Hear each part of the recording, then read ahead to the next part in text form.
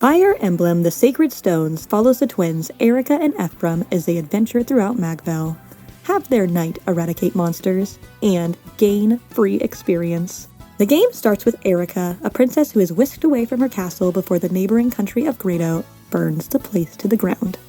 She is together with Seth, a man who, up until this point, has been doing a fantastic solo run in the Renee military. During their journey, they meet with Seth's benchwarmers and build an army of their own. Their goals are to resist Grado's continental takeover and reunite Erica with her frat boy brother Ephraim. When the brigade eventually make their way to Ephraim, he winds up rescuing them instead. The game then presents you with a choice. Stick with Erica, the kind and compassionate and very intellectually epic princess.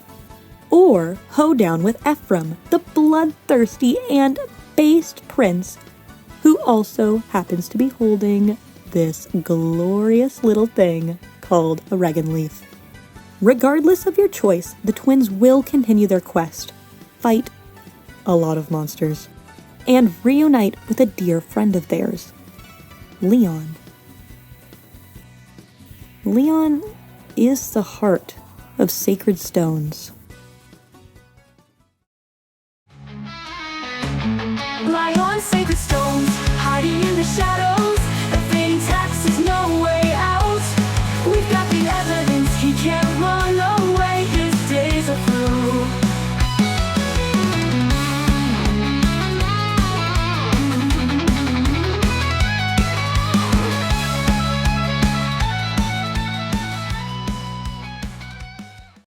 Leon's tale in the Sacred Stones is dripping in tragedy. Leon is the cause of all the conflict that plagues Magvel over the course of the game. Leon grew up as the Prince of Grado. He's described as having a weak disposition and poor social skills. He hadn't many friends growing up and always lacked in self-confidence. Despite this, he was kind, intelligent, and thoughtful. He'd always wanted to prove his value to others and cared deeply for the people of his country. Leon's father, Vigard, passes away shortly before the events of the game. Leon was left stricken with grief over his father. His father was an exceptional king, loved by his people.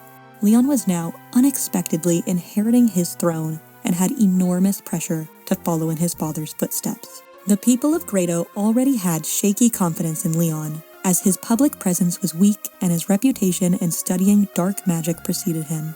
Leon was scared, not just of his expectations, there was more to it. Grado would soon be met with catastrophe. Massive earthquakes would lead the country to devastation.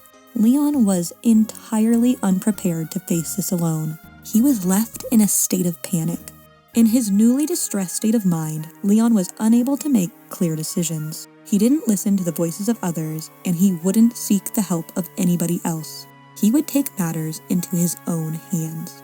After all, Leon had a brilliant mind and control over one of the most powerful objects on the entire continent, a sacred stone. He used its power to do a number of things, including discovering the truth of the earthquakes in the first place. He'd also used it to save a girl's life. If he could do it for her, he was sure he'd be able to use the stone's power to save his father as well. So that's just what he does. Kind of. That's what he tries to do anyways, except things don't go the way Leon hopes they would. Sealed away inside each of the sacred stones is a part of the Demon King, and with a name like that, he really needs no introduction. Leon accidentally unleashes the Demon King in his attempt to save his father. The Demon King, in turn, uses Leon's insecurities against him, an effort to make him into a vessel perfectly under his control. And it works. Leon, already stricken with grief, lacking in confidence, and full of fear, is the perfect victim. The Demon King appeals to Leon's desire to protect Grado and see his father again, but he also digs deeper into Leon's mind, and his darker, more intrusive thoughts. The thing that makes Leon such a compelling villain is his connection to the two leads of the game, Erica and Ephraim. From the moment they first met, the three would become the closest of friends. Leon would regard them as radiant people he loved and respected, and the Demon King could see all of that. He'd also see that Leon deeply desired Erica's affections and was terribly envious of Ephraim's, well, everything. His strength, his looks, his literal proximity to Erica, it all gnawed at Leon over and over again. Now, with the Demon King, Leon was being promised to save Grado, have his father back, claim the girl of his dreams, and gain the strength he'd always craved to crush Ephraim once and for all.